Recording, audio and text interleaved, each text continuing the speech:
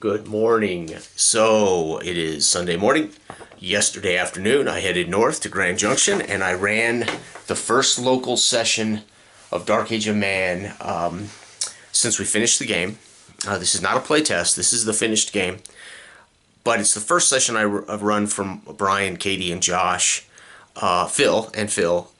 First time I've run them. Josh reminded me since Peace of last year when I did the Peace game for Josh and Brian.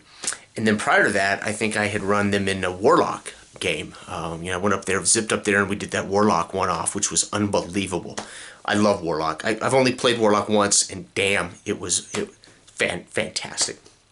Okay, Dark Age of Man, this is not the final book. This is the only copy I have printed out, so this is actually not the modern conditions rules. Fortunately, Brian has downloaded, and I think Josh may have too, downloaded our PDF. So they were able to make characters before I got there. They made characters. I talked to Josh on Monday or Tuesday. Brian, and set it up. And they made characters. And I told them, we're going to use the book. We're going to be in Dredgewater, make characters, follow the rules, make characters. We go from there. And I did give them give Brian on Monday or Tuesday the inciting incident. I told him it is winter. The setup, I told him it will be winter. There is a famine.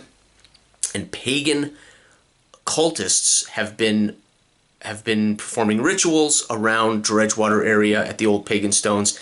And unfortunately, they have discovered two mutilated bodies they think were related to these rituals, coinciding with the disappearance of two teenage peasant girls, Nola and Sarah. And that is the setup, and the inciting incident is they discovered two mutilated bodies they believe were ritual sacrifices, and they're also missing two teenage girls. However, they don't know if they're the same girls or if they've also been taken for other reasons. Who knows? That's all I told them. So they had that information this week while they built their characters, and this was phenomenal. This was great fun. This is why we created a game. This is why we did this, to have this kind of pick up and go stuff. Despite that, though, we have agreed to do something different, and I'll talk about that at the end of this. Okay, so the major dilemma, because of the pagan sacrifices, Lady Washburn, who is a devout Christian, raises her children within the Christian church, is very devout Christian. She is putting pressure on Lord Washburn, and for those of you who don't know, Lord and Lady Washburn are the landholders of Land of Dredge, which is where Dredgetown, the Palisade Manse, and then Dredgewater, which is the village most of the characters and players start in. And then, of course, there's Dredgewater Downs, which is just outside of Dredgewater at a crossroads, and the River Dredge runs on the west side of Dredgewater, right? So it's a swampy, boggy, agricultural village, so to speak. Okay, Lady Washburn is putting lots of pressure on Lord Washburn to demand the pagans begin to convert to Christianity. She is, especially now that she's hearing of these rituals, and now because they found a couple of mutilated bodies that are pretty certain have something to do with these rituals, the sacrifices. They don't know, but they're making big guesses. That's the major dilemma. The minor dilemma is over half of the population of Dredge are pagans, which means the more he pressures pagans to capture these pagan cultists and to ask pagans to convert, he's potentially alienating one half of his population. So that's the major and minor dilemma. They find out about this before session starts. I give them the inciting incident again, and then I ask them to place their characters in the session, place them in the fiction. And I will talk about their characters and how they placed them. They do not know the major and minor dilemma. That would be something they would have to learn from actually talking to the Washburns or from hearing about it via rumors of the court or something, which could conceivably have happened with Katie's character, because she placed her character, Beatrice, a 15-year-old ward of Lord Washburn, inside the family, inside the manse. So when we started, she said, Beatrice is a 15-year-old orphaned. She used to be an alderman's daughter. That she's now waiting to come of age so she can take the land and she can accept her inheritance. Meanwhile, Lord Washburn is taking her as a wardship, which means he manages her land and he manages her inheritance until she's of age or married. And most likely, as she describes it, for her to have the freedom of this, she would have to be married probably to somebody Lord Washburn picks, Okay. So Katie sets this up, right? Remember, I ask players, once I give them the inciting incident, tell them what's going on with the setup, I ask them to kind of place themselves. And there's a danger here, right? And right out of the gate, Brian throws me a curveball. So let's talk about Katie's character, Beatrice. It doesn't throw me a curveball. It's pretty remarkable. It actually it's great fun. So Beatrice, both Katie and her husband Brian took negative attributes to start. Katie took a minus body as sickly and weak, but that gave her a bonus that she put on luck. So she took a prestige 3, 15-year-old ward with a 3 prestige, awaiting her inheritance of her money and land. And she took a negative 2 body so she could have +1 luck. So she defines that -1 body as sickly and weak. Pretty cool. So that's Beatrice, and she is currently living in the manse at Dredge Town, behind the palisade walls, in Lady and Lord Washburn's family. And of course, she describes how the 4 children of the Washburns aren't very friendly to her. She's an interloper. They treat her like this redheaded stepchild. So this is Katie's setup, and she tells us all of this before it starts. Well, kind of as we start, right? Katie, where are you at? Tell us what's going on. So she dumps all this. And that takes us to Brian. Brian does the same. He takes a negative in luck, okay? And luck is huge in our game because what you can't control or what you don't have any real power or skill for, luck becomes kind of our catch-all. It's like a save, right? Saving throw. Check. So he took a -1 in luck, and he puts himself as a ex-Dane slave that has been sold to Vadamot Mort. For those of you who don't know, Vadamot Mort is the chief neighbor of Lord Washburn. His border of his lands lay south of Dredge, and Vadamot Mort is our evil neighbor, our evil villain. He's there, so there's an immediate, constant pain in the arse to Dredgewater, Washburn, etc. Well, Vadamot Mort is an evil SOB.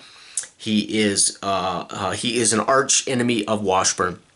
He makes himself an ex-Dane slave who was sold while passing through to Mort, and he is a scribe. So his mind is 3. He took a -1 to luck, and he as a slave. So his argument for his -1 luck is that he is a slave. And he took a bonus to prestige. So he is not without some prestige. So he's 3 mind, which gives him really very high intellect and the capability of magical powers. And then, of course, the prestige just means he's not a peasant. He is of some kind of decent birth or value. And then his luck ultimately is a problem. We discussed this. And by the way, 27-year-old scribe. And he defined that he was sold, and Mort uses him to copy scrolls, uses him to write warrants, uses him to create deeds, uses him to create ransom notes. So he has him locked up in the library, Mort's library, and he makes him work all the time doing this. And I said, okay, listen, a couple of things here we got to talk about before we start, Brian. I had to kind of slow his roll and say, okay, listen. You are putting yourself outside the rest of the players. You're completely isolated from the rest of the players. I'm okay with that, but you need to understand this. You're outside of Katie, and well, I don't know yet where Josh is at, but Josh ultimately ends up with Katie. Phil, by the way, was late. He didn't make it. He didn't make it till almost the end of the session. He had held up at work. So, but Phil did show up, and he took over one of the mooks, which I'll get to in a minute. Okay. Anyway, and so we discussed this, Brian. You are potentially going to lose a lot of your player agency. You do this. I have to start you out with conditions. Battered. I'm going to start you out battered. And I explained to him that he's first condition is fatigued. He's fatigued because he's been malnourished. He has been forced to work. He probably doesn't get to sleep in the best conditions. He's constantly, overworked, underslept, and underfed. Meanwhile, I then stepped it up and said, and you're going to be battered because you've been a slave. And Von Mort's a mean, nasty guy. He's beaten you. He probably whips you. The Danes probably mistreated you. So I said, you're technically starting with 2 conditions, which means you have injured and dying before dead. So you're in a bad way. And he loved it. I mean, Brian's like, dude, that's fine. I said, okay, if that's what you want to do. And he said, and I'll tell you why. So he's trying to game the game. He tells me point blank, my goal is to escape from Mort, and I'm hoping to earn a repute point, my 4th repute point. So they're starting at level 3, or repute 3, which is where I ask most characters to start.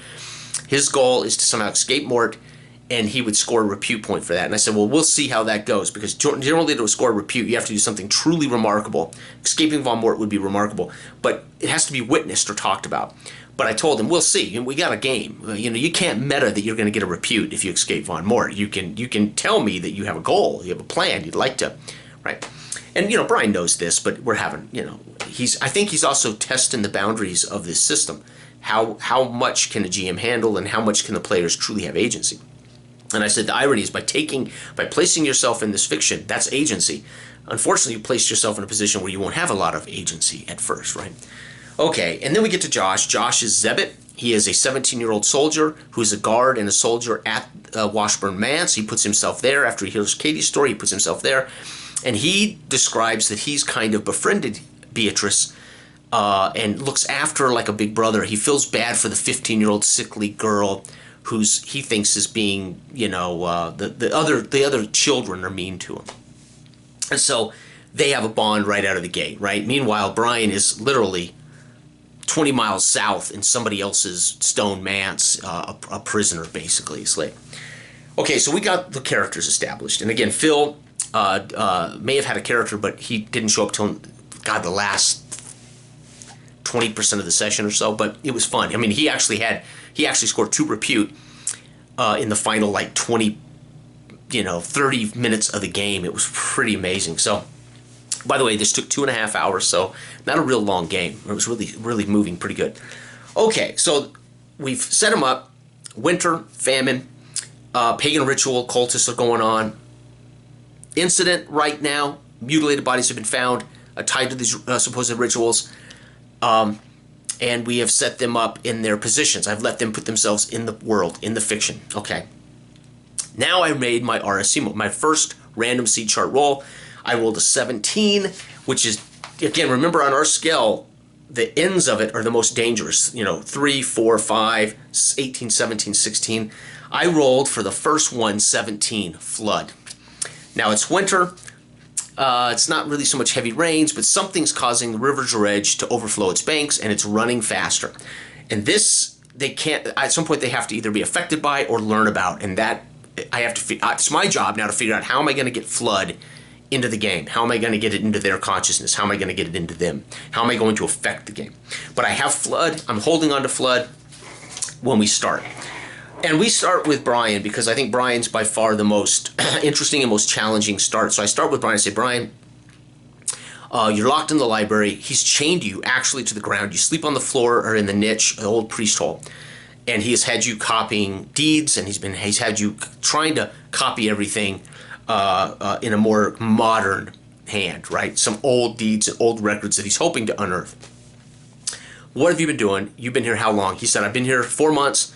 I have been for 4 months creating a fake document, a fake deed of a fake human being that owns land of Mort in the Southwest. And he's never paid rent, he's never paid taxes to Mort, and it's complete fraud. And again, he doesn't say it this way. He's telling me this. So Mort comes in, telling him, what are you doing? Get this stuff copied. I expect this, and I smack him around a couple of times. In of course the fiction, and he says, but sir, look what I've unearthed, and he brings out this old document that he's been forging. Now I have him make a mind roll to see how well he forged this document. he explains the document. He shows it to, and I can't remember the name of the fake human being even. I didn't really write it down because it's a fake person. There is no NPC named, whatever. So I didn't make any kind of middle note of the name of the fake person. And Mort snatches this from his hand and says, "Holy cow, this man and his family have been living on my land without paying taxes and rent." And this is where Brian says, "I want to let me write up a warrant for his arrest, and I will go down there. You can have 2 of your men escort me down there, and I'll arrest this man and bring him back, and we'll try him, and we'll try to get this back for you." And I said, "Make a luck check." And again, this is where I warned him the -1 luck's going to be really tough. I said, "You need to make a luck check against Vaudemat Mort's DV rating, because he needs to believe, number one, he may know who lives down there. You've invented something that you have no idea whether he knows is true or not." So he makes the check. He fails it with a 3, -1, 2. So he ends up with a 2. Not catastrophic. He didn't roll a 1, thank God. But Mort ultimately, so I ultimately tweak that and say, "Yes, I'm going to send 2 of my men down there, and we're going to arrest this guy. You need to scratch out a warrant right now." I asked him to make a mind check on a versus a 6. He makes an easy mind check. He scribbles out this warrant of what for arrest for this guy and what he owes in rent and back taxes, and gives it to the Mort. Signs it. Mort seals it with his wax seal, and he calls in 2 of his men and says, "Here, take this seal. Ride southwest. Find this man. Arrest him." Or any of his living family if he's not available, and bring him back. We're gonna find out what this is about. But you Martin, and by the way, Brian's character's named Martin. By the way, I'll try not to say their names, but unfortunately, I tend to think of these people. So, and he says, "Martin, you're gonna stay here and do your work." So he's already failed miserably in getting an opportunity to get out of the manse and away from the chains and maybe make an escape. But there it is, right? He failed the luck check. So we go to Katie and Josh, and I say, "Okay, tell me what you're doing. Where are you at? You've already told me you're in the manse. You told me who you are." So Katie takes the name of one of the girls, the teenagers that went missing, Nola, and she says, "Nola's a close friend of mine.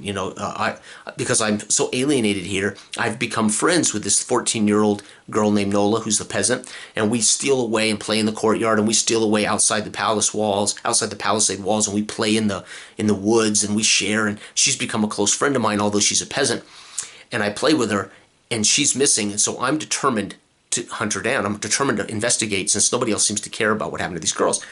And she role plays this to Josh, not to me, directly to Josh.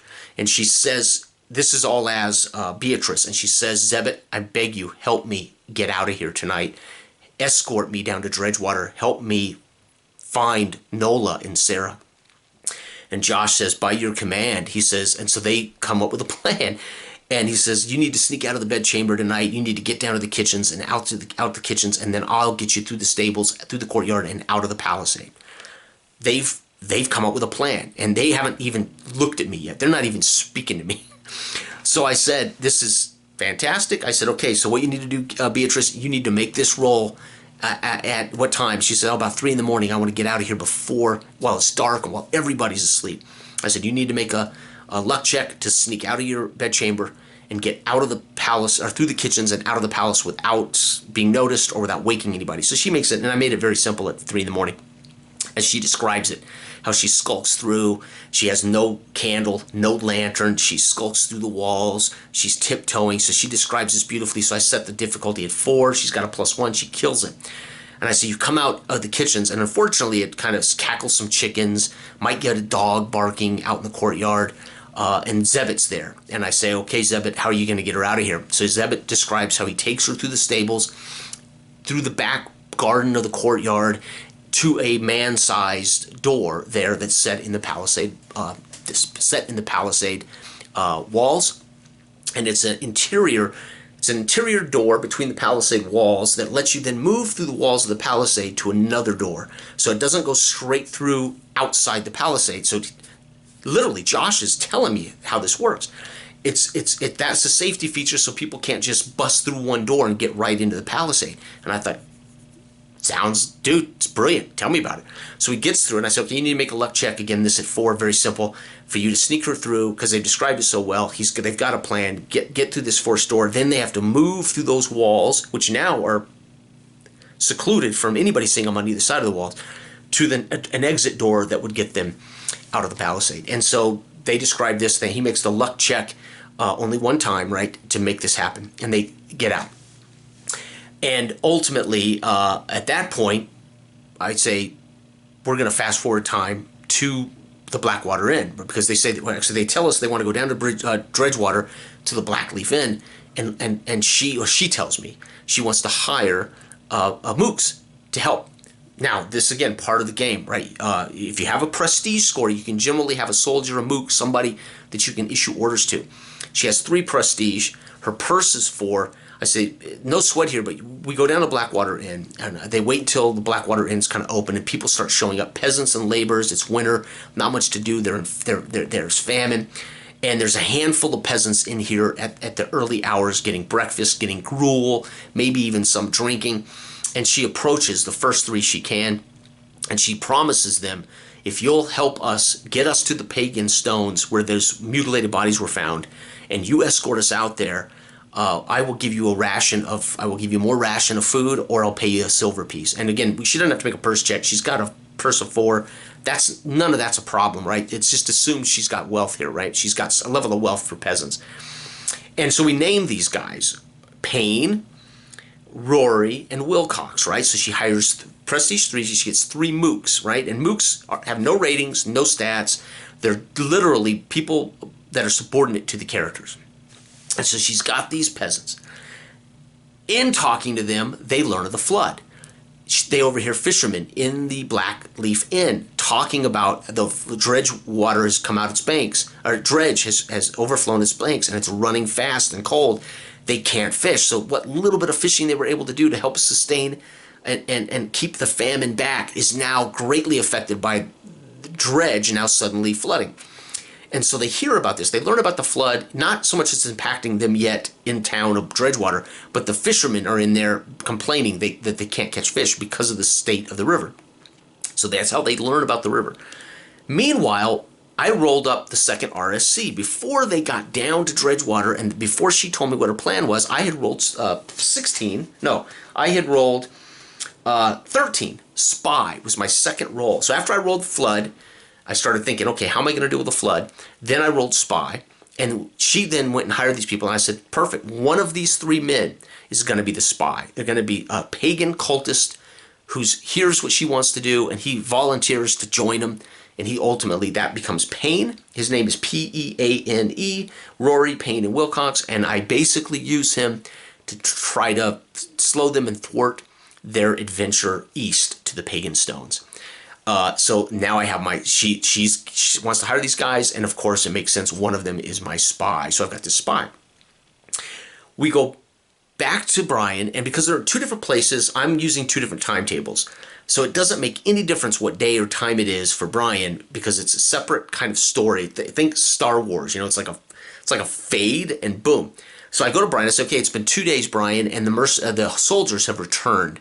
And they call an audience with Mort in front of you with the scroll unscathed, and they tell Mort that the river Dredge has flooded, it's overflowed. If there were buildings there, or if there was a farm there, if there was anybody living there, they have left, or they've been wiped out by the flood. We could not find evidence that there was even a building there. They hand back the warrant for his arrest and say, "Sir, we looked, we couldn't find him, and if there was somebody there, they've left, or they've been wiped out by the flood, the rising floodwaters." So that's how Brian's character Martin learns about the flood. Okay, Mort, now irritated, turns to Brian, or I turn to Brian, and I say basically to Martin, "Martin, I need corroborating evidence. We need to find out more about this family and more about this if there's any roots here. I mean, if we can't find this guy, can we find his family? I want to know where this deed came from that I've never seen before, that you've unearthed, and I want you to go into the archives, into the dungeon, and I want you to root for any connective corroborating evidence." And so Martin immediately says, "Yes, you're going to have to unchain me, sir, and I need a lantern."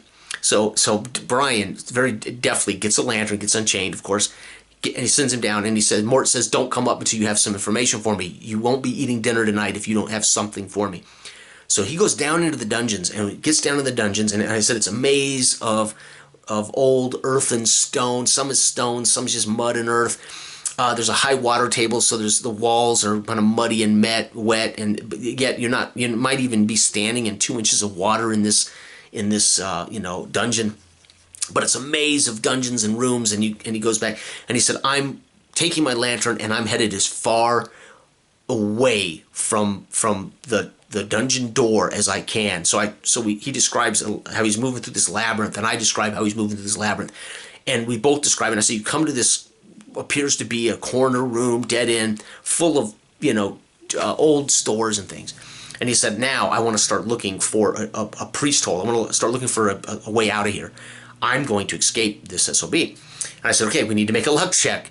As he describes running his fingers along the stones, and he describes pushing on all the stones, I go ahead and negate his -1 with a 0, right? So I give him a normal difficulty, average of 6, but I take away his -1 luck because he's describing how thorough he is with his lantern in his hands.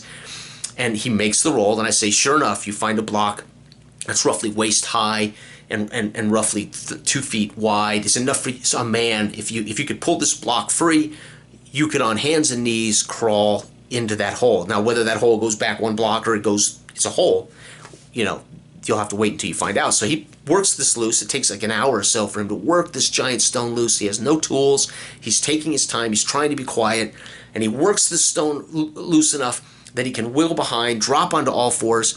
I tell him at that point, yeah, it looks like this is a tunnel.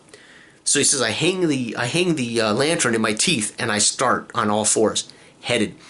And I said, okay, you don't know what direction you're going. You know that you left the dungeon, or you went into the dungeon, down the dungeon, and into this, and you just took off through this labyrinth. You have no clue what direction you're going. I asked him to make a luck check to decide a direction. I set that luck check very high at 10.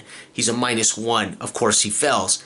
That tells me what direction I'm going to push him. Okay, so I'm now going southwest. He's headed directly toward Dredge and the flood, right? In the direction of the river Dredge toward the flood, toward the furthest from Mort's manse, but southwest. Okay.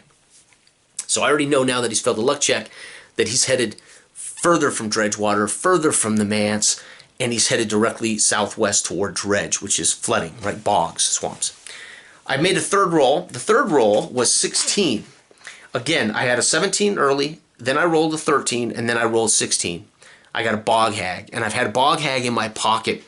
When he failed the roll and the direction, I knew immediately he was that I could drive his character toward the bogs, toward River Dredge, where I would have this bog hag in my pocket. So Brian now is headed, unbeknownst to Brian, he's headed directly toward the flood and directly toward my bog hag. It is what it is, right? Okay, we go back to Katie and to Zebit, and she's got her 3, and I narrate how Payne and Rory and Wilcox are arguing. As they listen on, I'm talking about how Wilcox, every time Payne tells them over here and they cut, Wilcox and Rory argue with him. Payne, you know that isn't the direction of the pagan stones. And I hint this for 2 or 3 minutes, and finally Zebit, Josh and Katie, Zebit draws his sword and he approaches Payne. He says, what are you guys fighting about? Where are you going, Payne?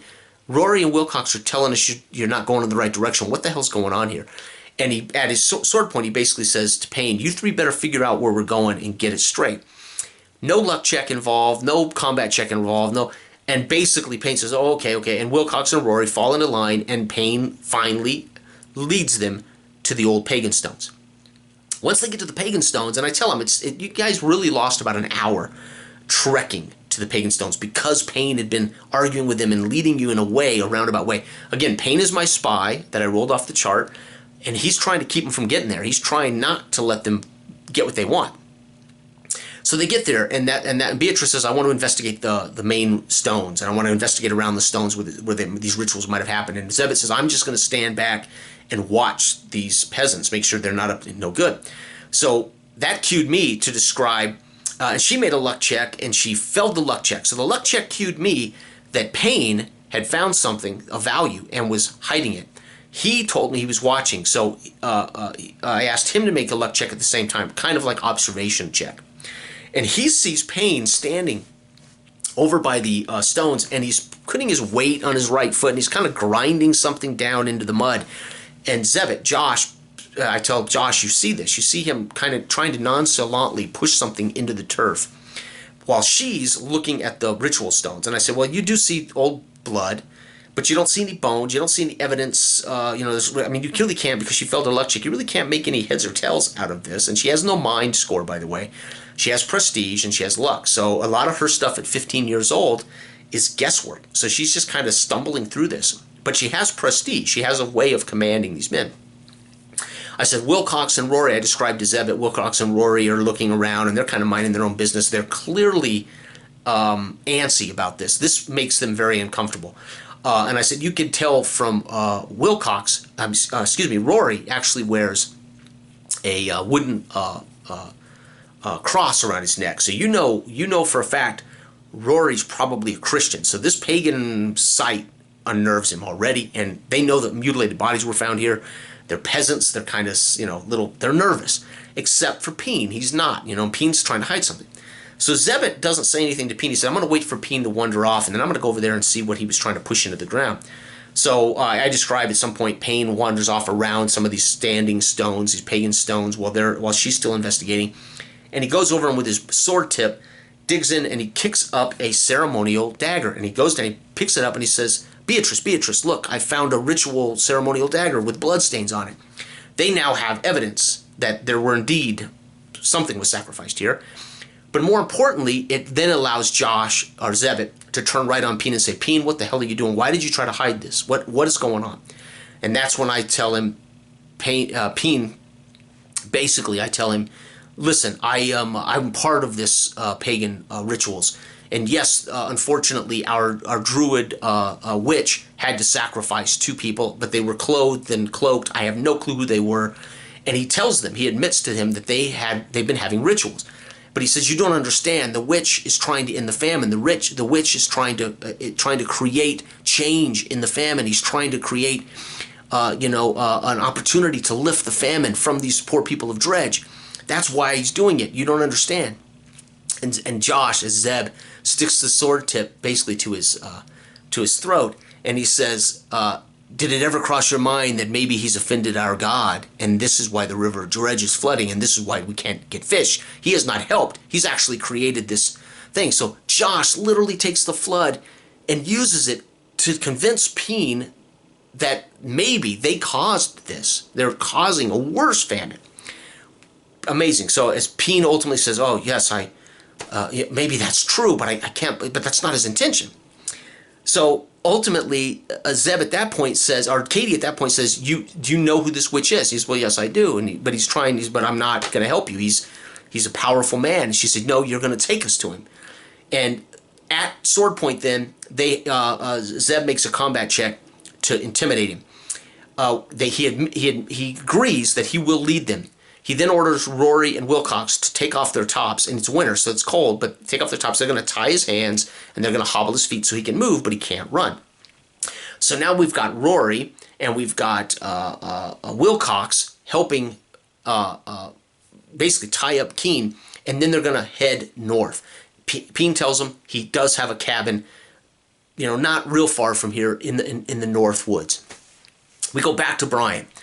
And I describe as Brian has spent hours on his hands and knees through this, and the lantern still burns, but the water starts rising. So, at some point here, he's getting closer to where the floodwaters have encroached on the land southwest of Mort's property. And I said, now the water's up to your elbows, and then eventually you're dragging the lantern through the water, and finally you get to the like a muddy,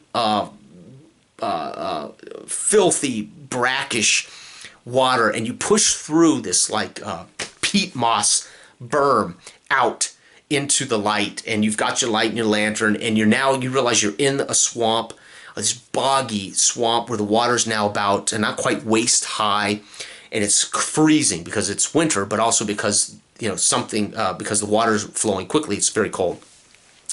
And he basically says, do I know which way I'm going? And I said, that's a mind check. I won't make you make a luck check here because you could use your mind to kind of figure out where you're at. So he easily makes a mind check. And I say, you realize you're southwest of Mort's property, and you know the river dredge is not far that way, but the water clearly, you're in the swamps and the bogs, and clearly that is no direction to go. And he said, I'm going to hit east, directly east, out of these bogs. And I describe as he turns and starts sloshing through the water, I describe how he starts hearing large splashes in a pattern following him. It's pattern, meaning it's not fish, random like fish. It's not, and it's pretty large splashes. And he says, okay, I stop and I listen carefully. And I said, well, make a luck check now. So he makes this luck check, and I make it an easy luck check. And I said, yeah, you definitely know something is pursuing you, and it is moving from like your left side, behind you on the left, behind you on your right, and you ultimately know it's stalking you. So he says, okay, I'm going to look around for a weapon, because he has no weapon. He has a lantern. He has zero weapon. He's already, remembered, he's already battered, which means he's very fatigued. He's already wounded. He's been beaten. And he's now standing waist deep in freezing swamp water. And I said, well, you can certainly grab a branch, that would give you a poor weapon. It's better than no weapon, a poor weapon. So he pulls a branch, he has his lantern, and he says, I'm going to keep moving slowly east, but if it sounds like it's close, I'm going to turn. And he goes, and he describes to me, the minute I know it's within like feet, I want to spin and I want to assess what it is. If I can assess quickly enough, I'm going to throw this lantern and I'm going to spew this spell, ignitus, whatever, some Latin term for fire is what Brian tells me. I have no idea, can't remember what he said. Anyway, and I said, just as you say this, Martin, as you're thinking this, Martin, you hear this cackling, and this crazy cackling, slurred speech, and he says, I spin, I find it, and I said, I describe it's like this 7-foot hag with long, mossy gray hair and gnarled hands and fangs, and she's cackling and coming at you. And he says, I pitch it. And I said, all right, make a mind check, because you're doing a spell here for combat, not a weapon. So he gets 3 for this check, added his mind added to it, and it explodes. And of course, because he does damage, and he added a spell to the pitching of it, I went ahead and gave her 2 wounds, right? This bog hag takes 2 wounds, and she's on fire. Then I describe how it rushes for him, reaching to grab him by the throat or the arms or whatever. And he makes a combat roll and unfortunately fails, right? Remember, he's got a -1 for a poor weapon. She's a 10. She's a bog hag, very dangerous. He fails miserably. I describe how she tackles him and begins to force her body weight of her, and it's unnatural. She's 7 feet tall. She's this bog hag, but it's clearly some supernatural thing. And she's pulling him down into the swamp. And of course, he's already waist high, so it isn't long as I describe how he slowly feels it coming. But I'm not yet. He's wounded, so he's now at injured, because she grabs him. She's crushing his arms or whatever. She's pulling him down, and that moves him because he failed the combat check to injured.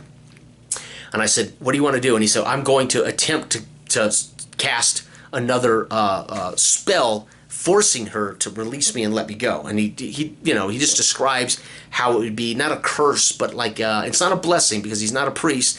So it's kind of this supernatural, Latin thing, right? He fails his mind check. +3. I give him +3 to this, because again, he's using his mind, not combat. But he fails. She's a 10, and he rolled, I think, a 5, 8. And I said, just as you're mumbling and trying to spew this out, as she's crushing your chest, she pulls your head below, and you take in water. You are now dying. So he has gone from, in this 2 rounds, he went from battered, where he already showed up, to injured. Now he's underwater, and he's sucked in water. He is drowning. He's now dying. I said, what do you want to do? And he says, at this point, I'm going to try to wiggle free, and I just want to get my lips above water so I can take a breath.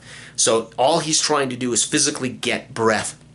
And I said, well, that's going to be a body check, right? So he makes this check. Again, she's a 10, his body's 0, no modifier. I think he rolled a 3 or a 4.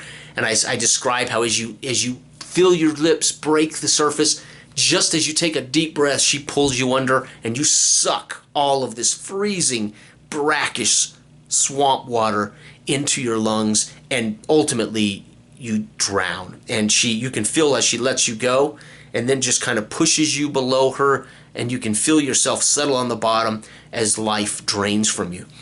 And Brian's character, unfortunately, gone, right? The -1 luck really affected Brian, and of course he put himself in a bad way alone. I rolled Bog Hag, Flood, so he was kind of in a bad way here. His luck check, had he made that luck check when he was in the tunnel leaving, it would have navigated him away from the swamp. He failed the luck check, so that luck check put him in this situation. All right, we go back to Katie and Josh. Brian says, "Can I take one of the mooks?" I said, "Oh, that's cool. Repute 2. Who do you want?" He says, "Give me Rory, the guy with the cross around his neck, and I'll put these 2 repute points in his body. He's a laborer. He's a farmer." I said, "Cool." So Brian now takes over one of the mooks, and I do warn him, though, you're going to still want to, Katie's going to kind of still have some, you're going to want to accept her orders as a peasant. And he said, "Of course, it's my wife. I do anyway." Right? So we had a laugh about that's what's different, right? And that's how I live my life. So that was, for those of us married, it's a marriage joke, right? So I describe how Peen is dragging ass, right? And he's fatigued because he's been pummeled, and I describe how he's kind of wandering and he's taking his time and he's whining, and he's clearly trying not to get to the Druid Witch cabin. So Zeb spins him around, and Rory, Brian, spin him around and say, "Listen, pick up the pace. What's going on?" And I have them both make an intimidation check. The guy with the highest body, which is Zeb. Well, they both had 2, but Zeb also has luck. But I gave, with Rory's help, I gave Zeb, the main character, a +1. So he gets the help of Rory. Beatrice, on the other hand, at this point, too, while they're having this conversation, Beatrice turns to Wilcox and says, "Wilcox, it just dawned on me. Somebody needs to go tell Lord Washburn what's going on here. We know that there's a Druid Witch. We know they've been conducting these rituals. They probably have killed or have Nola and Sarah." So she gives an order to Wilcox to run as fast as he can back to Dredgewater and get help. Tell Washburn if you can, but whatever you do, you must get help. And so I say, "Okay, that's brilliant. Make a prestige check," because she tells him exactly what she wants. She tells him to run like hell, and easy. Boom. So when she makes that prestige check, I know that Wilcox will be successful, right? That prestige check directs me that he will at some point get to Dredgewater. He will ultimately convince somebody to help. And she told him, she was clear about saying, "Don't come to the Pagan Stones. You want to head north from where the Pagan Stones were at. Whoever it is, you need to cut us off. You need to circle around and try to meet us wherever we're going." She doesn't know where they're going, but she tells him, "Don't go back to the Pagan Stones. Tell whoever helps you north from the Pagan Stones." And he's a stupid peasant, but her prestige check guarantees the peasant ain't gonna get it wrong.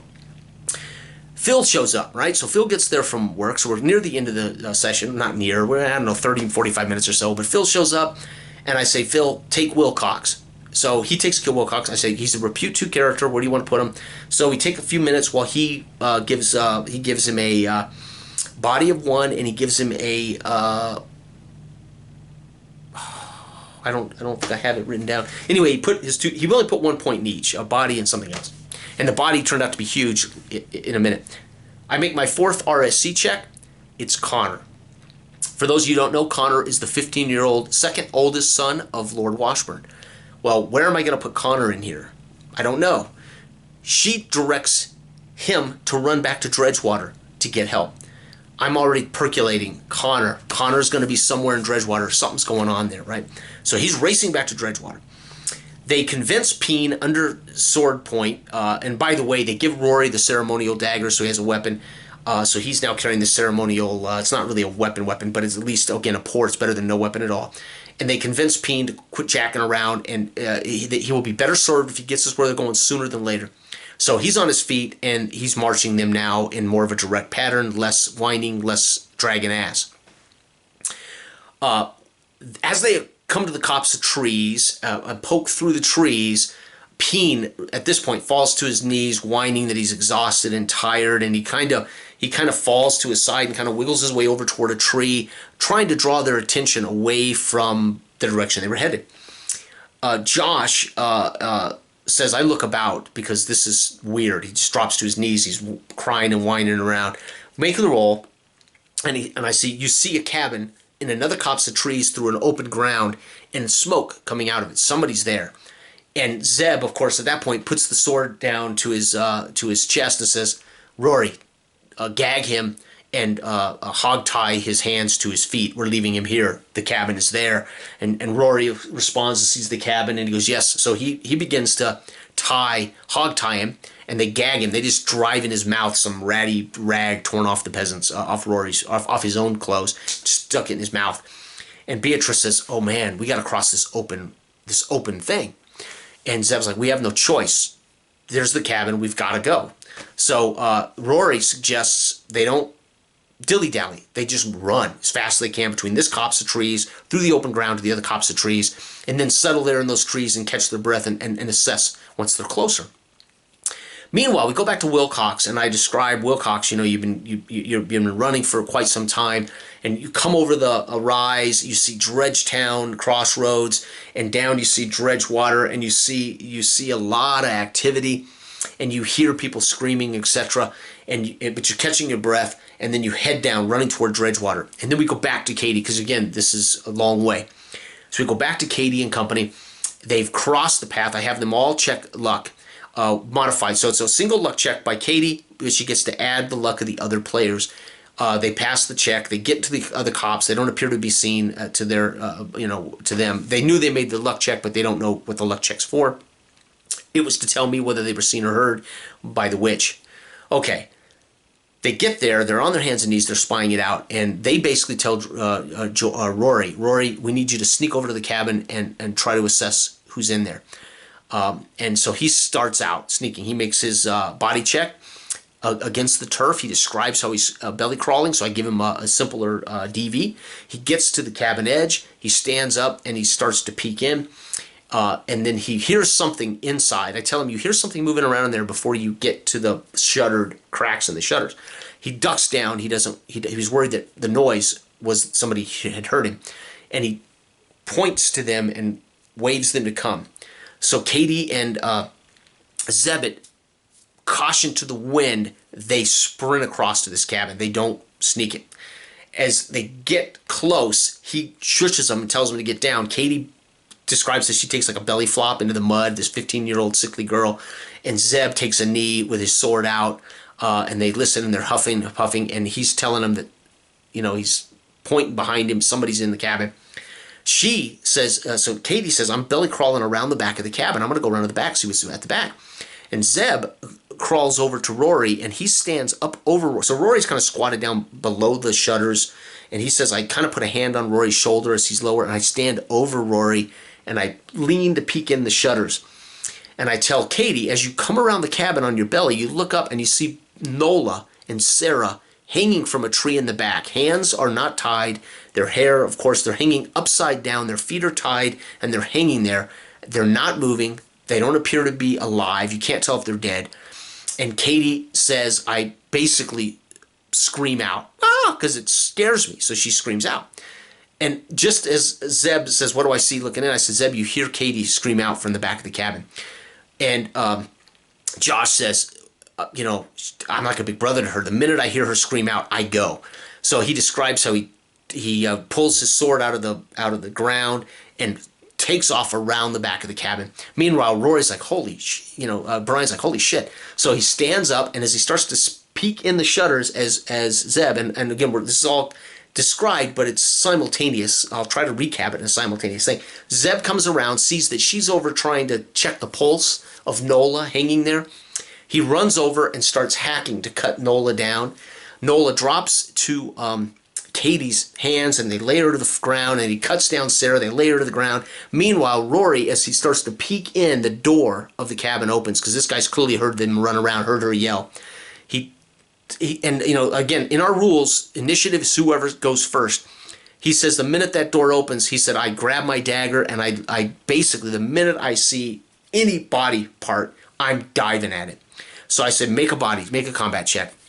And he describes, I say, well, clearly, like the minute you see like a staff in a hand and a boot step out of the doorway, he says, I go for it. I'm driving my dagger into the closest, largest flesh area of flesh I can find. He makes this combat check against a basic druid. He is a witch, capable of magics, but he's only a 6 difficulty, right? And it's a he, by the way. They all thought, when he said witch, that it was a female.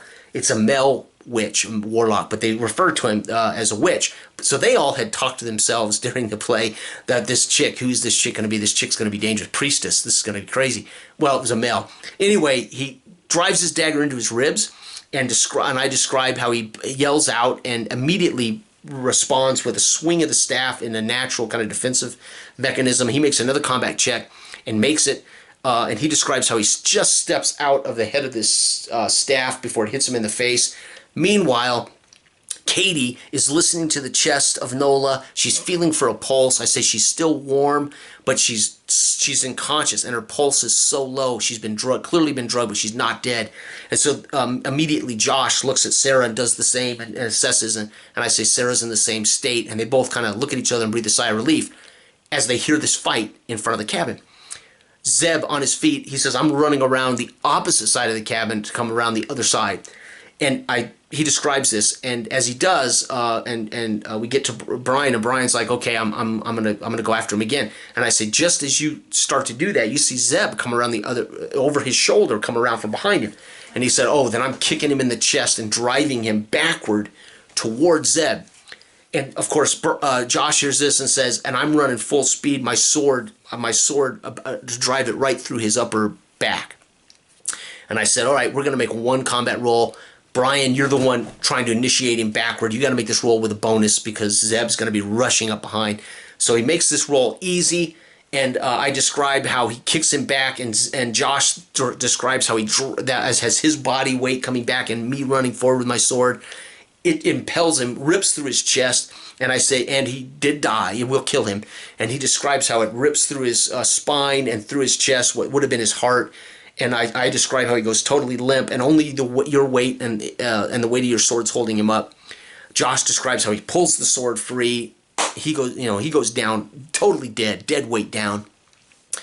And they then agree at this point to bring the girls into the cabin. And I cut back to Wilcox, and I say, okay, Wilcox, you're huffing and puffing, but you're now down to Dredgewater, and you see that the waters have rise, and you can hear everybody screaming and pointing down not far from Blackleaf Inn, where the floodwaters have raised. And as you approach, you hear him yelling, Connor Washburn, the Lord's son is drowning. And dude, Phil says, I sprint toward where they're into the water waist high, and I start swimming wherever they're pointing. And I went, holy shit! And we're all, uh-oh, this is sweet. And he, without thinking, he is going after Connor Washburn. And I said, dude, this is a body check against the flooding river, and you can't quite make out where Connor's at, but you just know he's in that general direction. You can hear him splashing around, screaming. So he makes the roll, and I said, you get there. Just as you get there, he's on like an old boat that's breaking free, and the boat's going to go down the river. And I said, you grab him, and I said, he appears, he's coughing and spluttering. Best you can assess, he's in an injured condition, which means he's a couple of steps from dying or dead. And he describes how he takes him under an arm, almost like a lifeguard. And Phil described it like I bet he's had the classes or he's been a lifeguard. I don't know Phil that well. And he said, I began fighting back against this flood to where I can get, hopefully, where my feet can hit ground again. And I said, okay, let's make a luck check here because you're up against the flood, but I'll modify it by body. So he gets his luck, which is +1. He gets his body, which is +1. So he gets a +2 to the check. He's carrying Connor in a flood, who's kind of a dead weight, so the difficulty is a little high, but he makes it. He pulls Connor out of the thing, and all the peasants help drag Connor up out of the water to the safety, and he splutters and comes to life, and I give him a repute right there. I said, dude, dude, Phil, that's a repute point, man. You just, in front of God and everybody, in front of every peasant in Dredgewater, you just rescued Connor Washburn. Okay, so bang, he gets a repute, and he says, dude, I'm putting it on body. So he immediately puts it on body. So now Wilcox is repute 3 with, no, he puts it on prestige. I'm sorry, I forgot. He said, dude, That's got to be like all of a sudden, that's like everybody knows who I am. Boom, he puts it on prestige. And I went, it's cool as hell. So he's got a prestige point now. So he stands up, coughing and spluttered, and so we get the math worked out, the administration worked out. And he says, okay, I'm actually here though to get help. And so he barks at one of the peasants, go get Lord Washburn, go get somebody from the palisade. We have a problem. And I basically, under this kind of craziness, I have John, man-at-arms, John of Dredgetown, man-at-arms for Washburn, is in town, was coming down to assess the flood and what's going on, and he hears it. And Wilcox tells him, sir, I hate to be the man to tell you this, but the Lord's ward is out north of the ritual pagan stones, and they're hunting a druid witch. And, John's like, what? And so I said, well, John barks for horses, and he calls for Wilcox. He saddles up, and John, of course, is a man-at-arms, so he's got good armor. He's got excellent armor, excellent weapon. And he calls for another horse and says, Wilcox, you're with me. And with his prestige one, boom. And they're riding now full speed back to north, whatever, right? So they go in, they drag the girls inside, and it was just so fun. It was amazing. And so poor Phil's so late, he really only has, like, this is his moment. But I have Connor in my pocket, and I'm like, dude, Connor's drowning. And he goes for it. He doesn't stand there and go, I wonder what, he literally just describes how he runs into the water and then starts swimming out. And I said, so the kid, Phil, shows up, and it's like, that's his one moment, but it earns him a repute point. It was so fun. Anyway, so that's done. Okay, we're back at the cabin. They brought the girls in. They're trying to warm them up. They're investigating the druid's cabin, and they're looking at herbs and spices, and he's got a brew kettle. And so they decide, or Rory says, hey, dude, we need to get him some like liquids and things. We can start brewing up some of this stuff. And I said, okay, what do you know about this? He says, well, I'm a peasant. I might know something. When Beatrice shrugs and says, there's no way Beatrice at 15 knows anything about any of this. So she's standing there watching as they got, it's already a fire going. So they put the kettle on the fire full of water. And the character Rory, Brian, is pulling down herbs, and he pops them and he smells them. If they smell bad, he throws them out. If they smell okay, he dumps them into the brew. And he describes how after about 5 of these vials, he's filled this thing up and he's brewing like a soup of herbs. Has no clue what he's doing. And Zebit is watching on, again, Soldier 17, going, I don't know if this is smart, man. Anyway, I said, okay, Rory, I'll let you mix it. You don't know what you're mixing, but if you give it to the girls, we're going to have to make a luck check to see if it hurts them or poisons them. And they all kind of have a debate. Dude, I don't know. I mean, they're okay. They're not dead. They're probably drugged. Should we give them anything? And of course, Brian's like, "Come on, we gotta save them. We gotta do this." So they go with Brian. They're like, "Okay," but I let them add the luck of Beatrice and Zebit to the roll, right? Because Beatrice and Zebit, they argued a good argument, but they ultimately gave in. I said, "Okay, so they're really leaving this up to luck." So I let them have a luck check at 6. They kill it, and I said, as you moisten their mouth and you get some of this in them and they swallow it, you can see the color coming back in them. You can actually see their eyes, like they're dreaming, are now fluttering a little bit. There's rapid eye movement, and their pulse is starting to come back, and it looks as though you've rescued Nola and Sarah.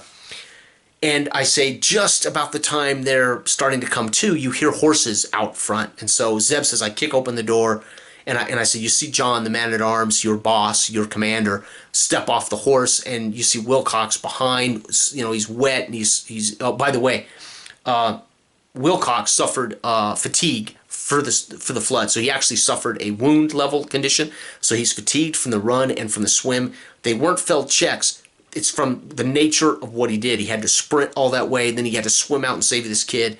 So he didn't have to actually suffer a failed roll for me to give him a fatigued status. That's part of the joy of this kind of narrative. Go for it, right? There's going to be other ways in which we monitor mechanics, right? We can just give him a status instead of making him roll all the time or whatever, right? So he's fatigued. He climbs off the horse exhausted. And that is where we end it. We end it with, well, we don't end it, but that's where we pretty much call the session. They have rescued the girls. I award everybody a repute point because they achieved the inciting incident. They actually stopped the pagan ritual sacrifices, and they found the two girls. So they all get a repute, including Philip. So Philip ends up scoring 2 repute points, bang, bang, right? He's been there 30 minutes, and bang, bang, he's got 2 repute points. So he's repute 4 now. And he puts that, I think, on not prestige, body. That's where he puts it on body. So he ends up with 2 body, prestige, and luck, I think. Meanwhile, they all, and then Beatrice, this is so cool. Katie says, listen, I'm killing my -1 body score because I've proved I can do this. Beatrice proved she's not sickly and weak. She went out in the world and she took charge and she commanded men and she hiked all this distance and then she hiked all this distance and then she pulled the girls down to help carry them in. She is basically realized she's not helpless. She's not this weak, frail little girl.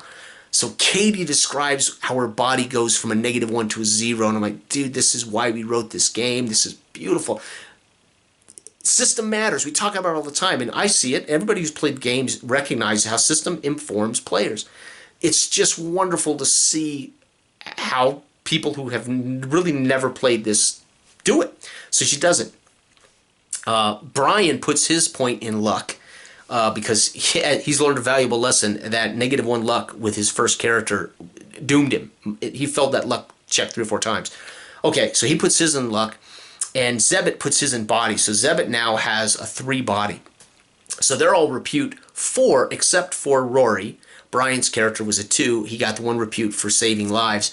And Wilcox jumps to a 4 because he got repute for saving the girls and for solving the inciting incident. But he also scored a straight up repute point for saving Connor Washburn. So then I narrate how the commander brings them all together. They all rest and camp there the night, make sure everybody's on their feet and ready to go. And John, man-at-arms, puts the 2 girls on the horses. They all walk the horses back with the 2 peasant girls, Nola and Sarah, being treated like queens. He puts Beatrice behind Nola on the horse, so the girls are all riding back. The men are bringing the horses back. And I describe how the next day Washburn publicly celebrates and Wilcox for saving his son Connor in front of the whole court, in front of everybody in the home. So there's no doubt Wilcox earned that prestige point, right? Earned that repute point, which he put on prestige. So Wilcox, by the way, in all of the play, he named him Tanner, and he said, "I'm the Tanner in town. I was the Tanner in Dredgewater before this happened." And so it's really cool. I wish Phil could have been there for the whole game because, dude, he comes in, he takes charge, and he said, "By the way, my name's Will Tanner. I am the Tanner. Now I've got prestige." So it's so cool. Okay, that's done. And I describe how Washburn publicly admonishes Beatrice and Zebit for being so foolhardy. If you really thought you could help, if you thought something should be done, you should have come to me. You should have come to John, the man-at-arms. You should have asked us to send somebody. But, he publicly admonishes those 2 for being foolhardy and dangerous. But it doesn't hurt them. I mean, it was just my final narration of how Washburn dealt with this. And that's it. Fade to black. We're done. This was amazing. I'm afraid it looks like my camera battery may die, so I don't know how much I'll get to do a post-session. But post-session, so anyway, I ended up rolling Flood right out of the gate, number 17, and then I ended up rolling Spy, which became Peen. When she hired the peasants, I turned one of them into the Spy, used it against her. The Bog Hag was in my pocket. I rolled that fairly quickly after Spy. I ended up with that in my pocket. I didn't know where that might come up. It turns out Brian had 1 more failed luck check, and I knew that he was going to end up facing the Bog Hag at that point, right? That informed me that it was going to lead him into the hands of the Bog Hag, which I knew was very dangerous. But guess what? Such is the world of the Dark Ages. And then, of course, the 4th roll in my pocket. The Connor was in my pocket for, God, an hour. How am I going to introduce the 15-year-old son of Washburn when they're out in the wilderness, etc.? When she directed Wilcox to head back, I said, well, here's a way Connor could be involved. And fortunately, Phil showed up shortly after that, and I went, okay, now I can use Connor. So I was able to put Connor right in front of Wilcox drowning in the flood at Dredgewater. So cool. A couple things. They loved the game. We had a great time, but part of what they wanted to play. We hadn't seen each other in over a year. Last game I ran, again, Josh reminded me it was he and Brian in the Peace game. I ran them 1 game apiece. That was fantastic. Prior to that, it was Phil.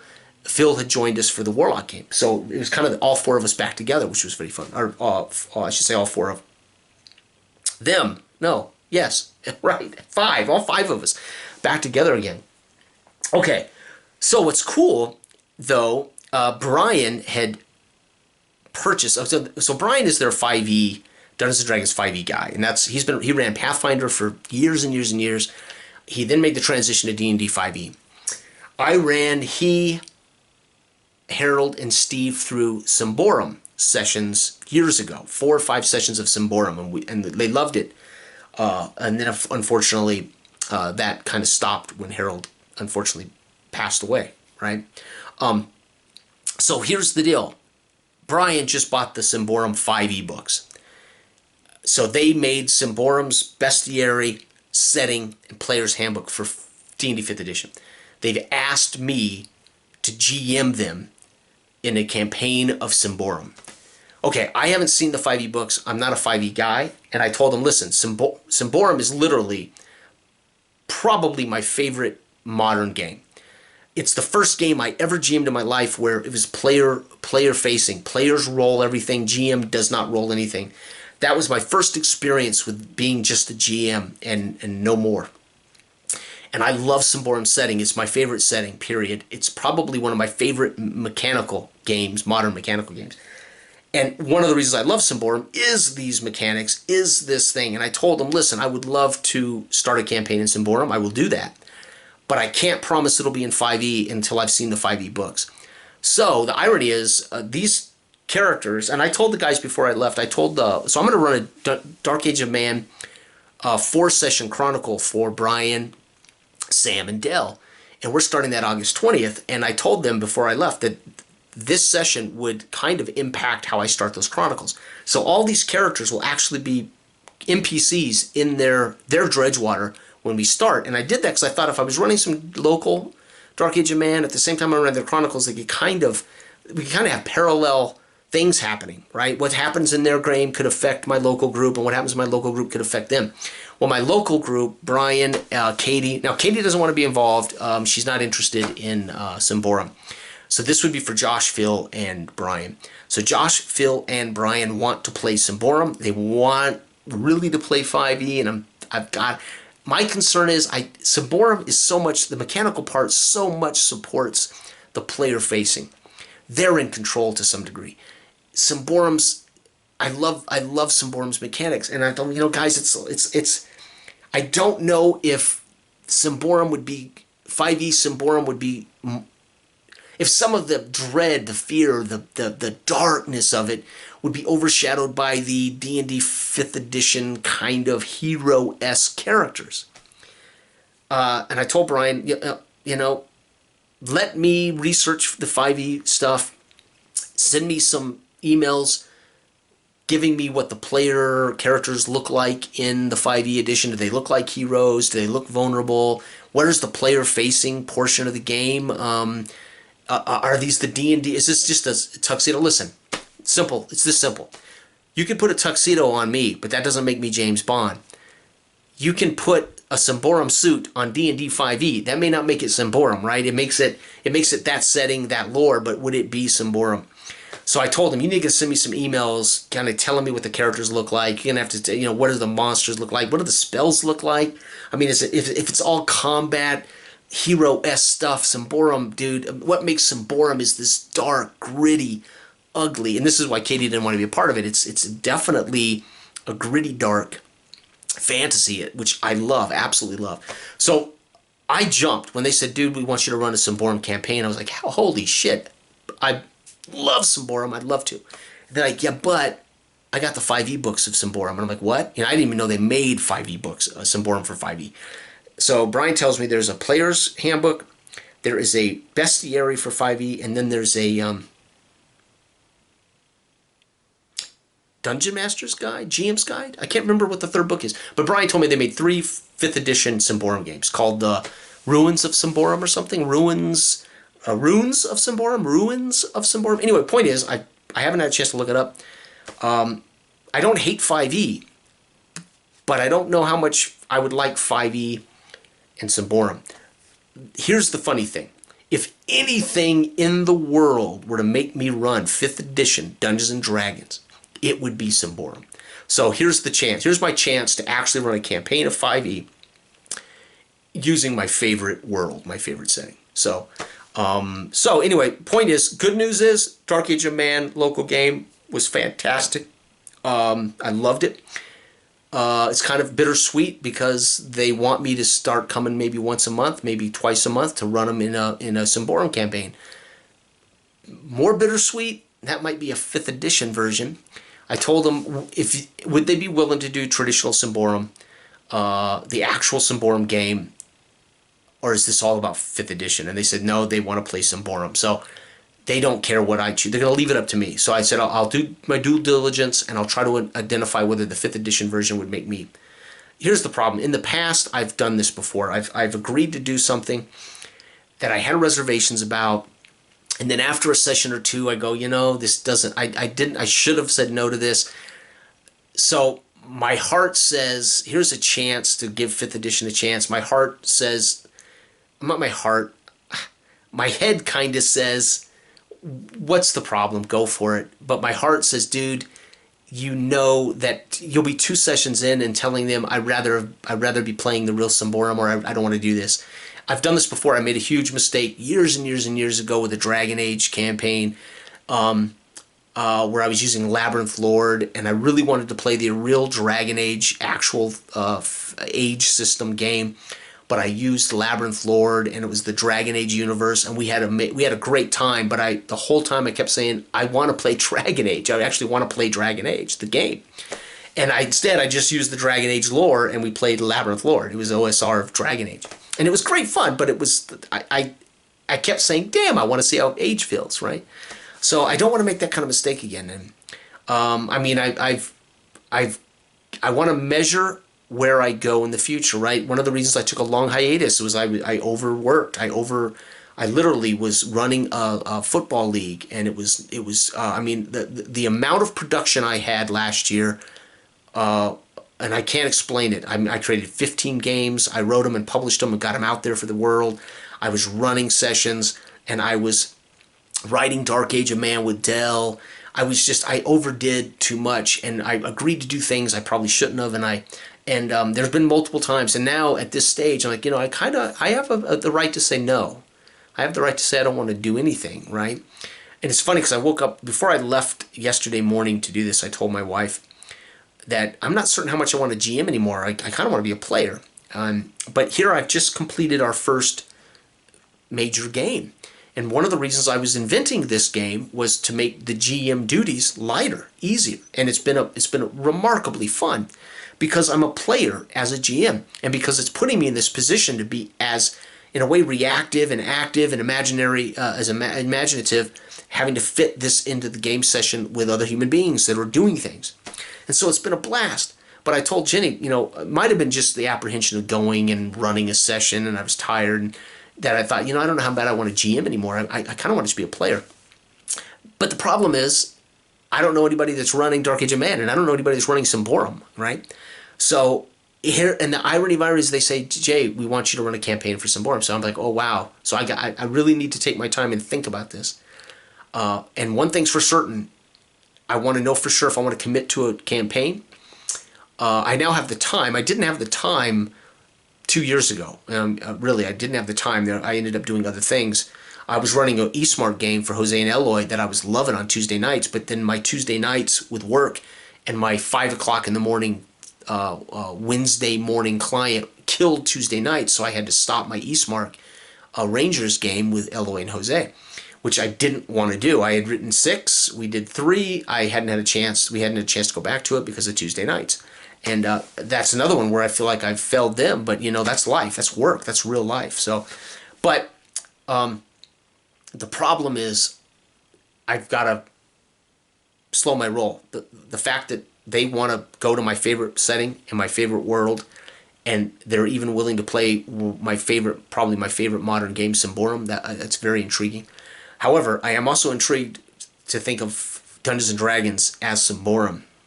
So that's kind of neat. But anyway, I don't know how I got on this. I didn't mean for this to go that long. Recap, Dark Age of Man with Brian, Katie, Josh and Phil, who showed up late and ended up stealing the show with an amazing repute action. Dude, it was fun. It was fun. And they don't hate this. They loved it, but that's not... I think they wanted to break the ice. I hadn't run them in 14, 16 months, so I think they wanted to get me out and break the ice, and that's fine, and offer me some boredom. And, you know, it's... Everybody have a great week. Good day.